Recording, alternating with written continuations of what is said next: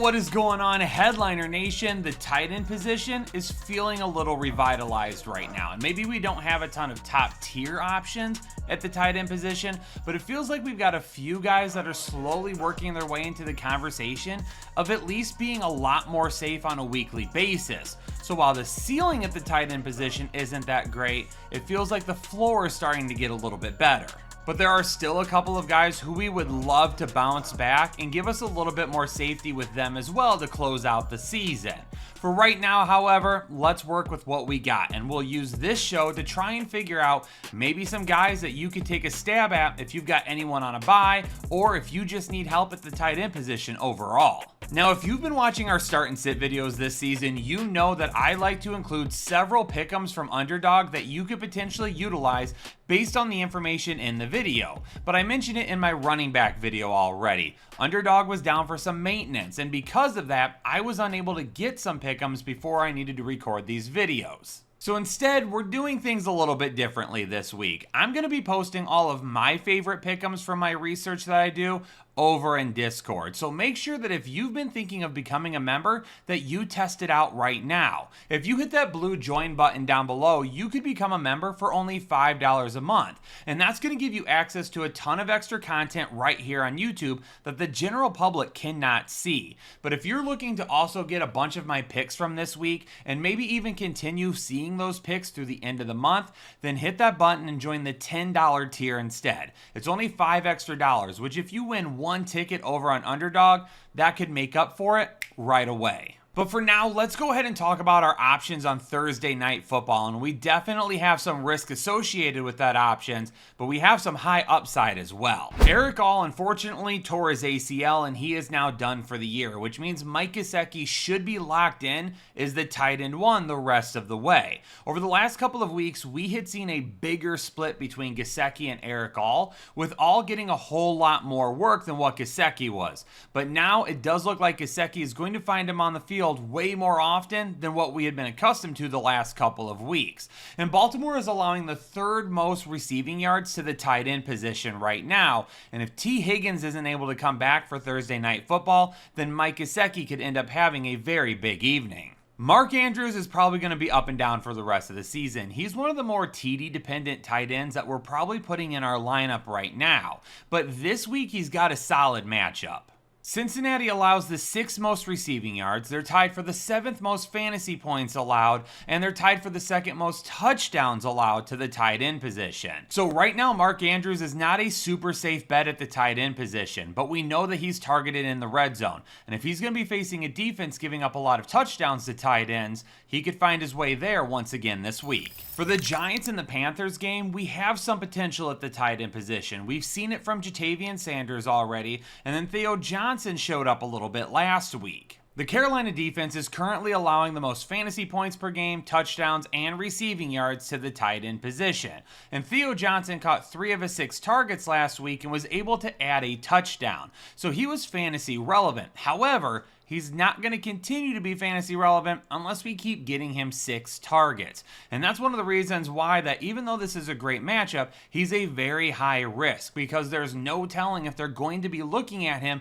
just as much this week. But for Jatavian Sanders, this is a difficult matchup, and this is one where he may not be able to reach the ceiling that we've started to see kind of poke its head up here of recent. The Giants allow the fewest fantasy points per game and the 6th fewest receiving yards to tight ends right now. They also haven't allowed a touchdown to the tight end position either this season. Sanders has been a top 12 option in 2 of the last 3 weeks, but this week he may have difficulty finding his way back to there. Since Drake May took over at quarterback, Hunter Henry has finished as the tight end 7, tight end 6, and tight end 13.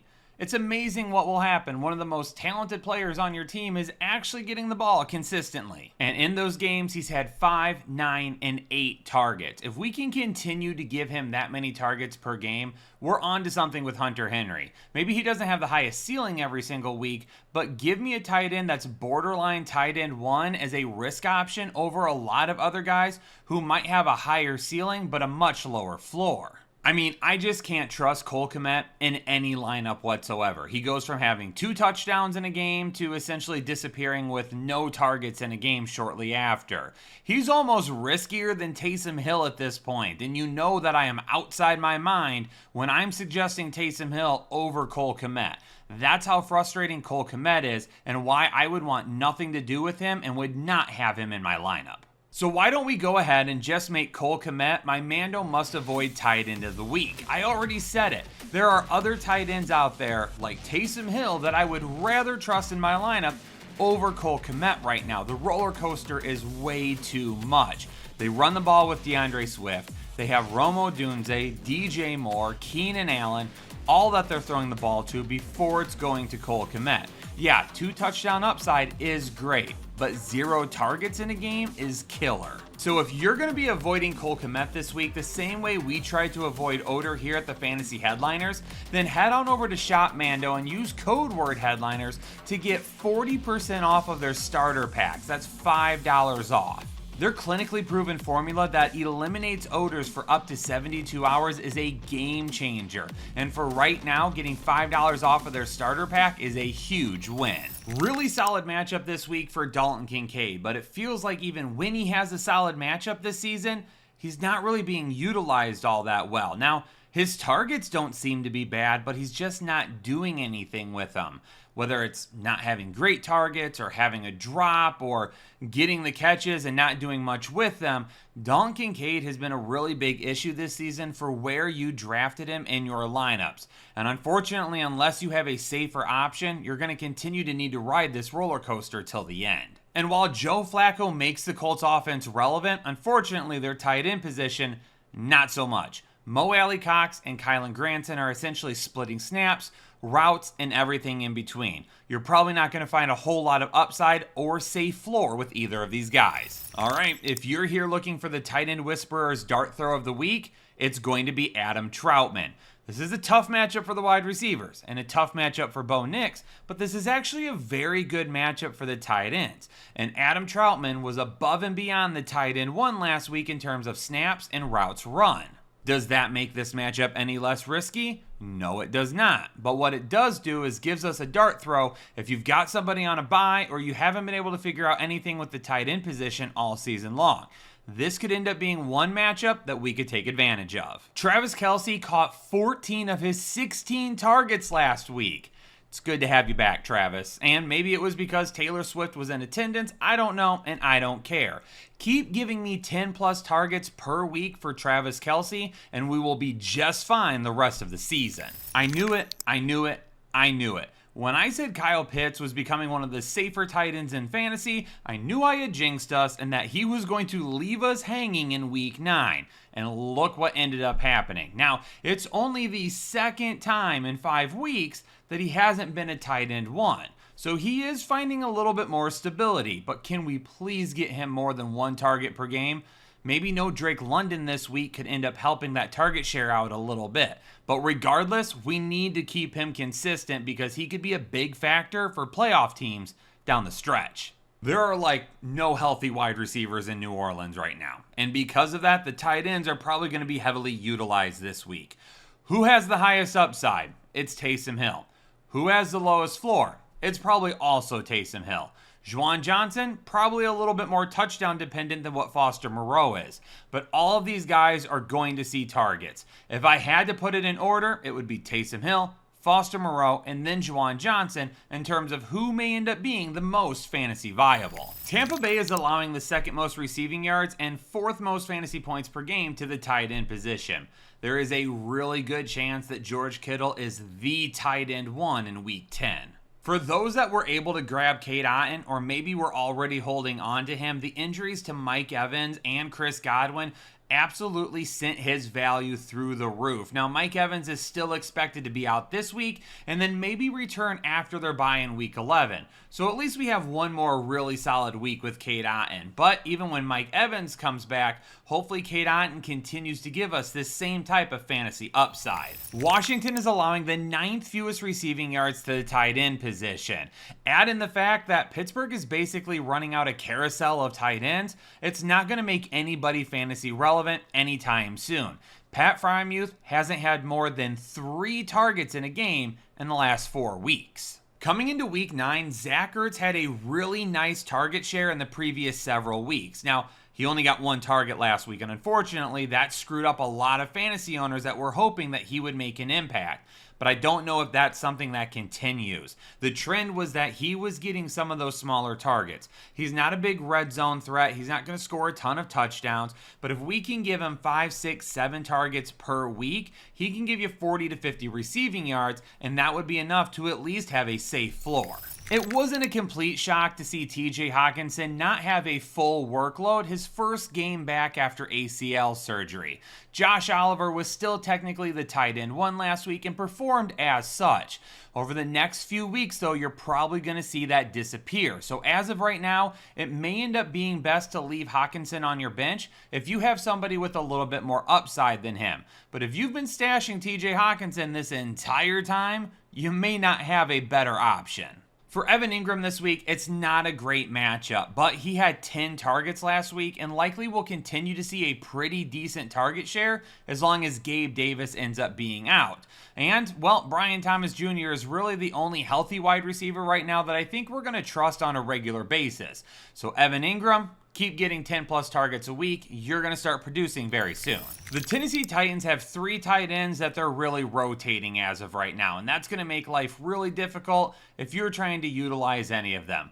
Highest upside, Chigga. He's going to end up seeing the most targets probably on a regular basis because of the way that he's utilized, while Nick Vannett is going to be utilized in the red zone a little bit more and have touchdown potential like we saw this past week. And Will Dissly for the Chargers, I think he's worth a look when we've got a really nice matchup that he could be utilized in, but we're not seeing enough value from him to try and take a shot when he's playing in tougher matchups. With A.J. Brown being banged up and potentially missing this week, we may need to keep an eye on the tight ends for the Philadelphia Eagles, but a lot is going to depend on whether or not Dallas Goedert ends up playing.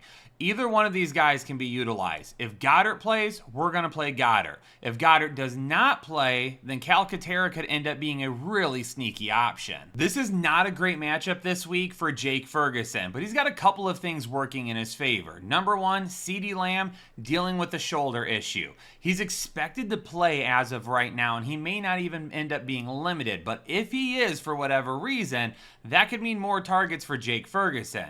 But Cooper Rush is the quarterback, also could mean more targets for Jake Ferguson. Using him as kind of that safety valve to check into absolutely could end up benefiting Jake Ferguson till the end of the year. The first couple of weeks with Devontae Adams, Tyler Conklin made up for a lack of targets with a touchdown. This past week, no touchdown, no targets, no fantasy potential. Really, every tight end at this point, with the exception of a few, are bets that we're making that they're going to score a touchdown.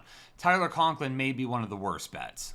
And Trey McBride is one of the better bets. This isn't a great matchup for him, and maybe his upside is a little limited this week, but he's the main pass catcher. He's the one guy in Arizona that we can comfortably fit into our lineup every single week, and we feel like we know what we're going to get. Marvin Harrison Jr. hasn't even been able to be as consistent as Trey McBride. Well, Detroit and Houston is going to be a battle of which defense stops tight ends the best, because right now Houston allows the fewest receiving yards to opposing tight end. The team that allows the second fewest, the Detroit Lions. And with Jameson Williams expected back this week, absolutely Sam Laporta needs to be a hold for us. If you don't have any other options that potentially give you more upside than Sam Laporta, then go ahead and put him in your lineup. But I'm going to go with maybe 7 or 8 other tight ends that I would trust over Sam Laporta right now, which is super unfortunate, but that's just the way the Lions offense is running. Detroit is allowing the second fewest fantasy points per game and the second fewest receiving yards to tight ends right now. And Nico Collins may end up being back this week. Now, if there's no Nico Collins, then Dalton Schultz is going to go to medium risk for me. If for some reason Nico Collins is all set and good to go, then Dalton Schultz is going to stay right here. Jonnu Smith certainly has a whole lot of risk, but his target share right now is not really all that bad for a tight end. He has at least 6 targets in 4 straight games, and 6 targets in 5 of 8 games this season. Jonnu Smith certainly is a guy that's on the field a lot more than some of the other tight ends that we talk about on a weekly basis. And now he gets the LA Rams, who allow the 3rd most fantasy points to the tight end position. So, just like we talked about with Adam Troutman, Jonnu Smith is going to be another one of my dart throws for the week at the tight end position. If you need help this week, this would be a guy that I would be looking for as a high risk, high reward type of play. For the LA Rams, it looks like Davis Allen has kind of taken over as that tight end 1 over Colby Parkinson. Not that it matters all that much, because when you got Cooper Kupp and Puka Nacua, you're not really throwing the ball to your tight end anyway. There you have it, Headliner Nation, my tight end analysis for week 10 of the NFL season, and hopefully you've got a tight end that's going to put you in a really good position this week. But for now, Headliner Nation, stay safe, stay healthy, and I'll catch you all on the next episode of the Fantasy Headliners.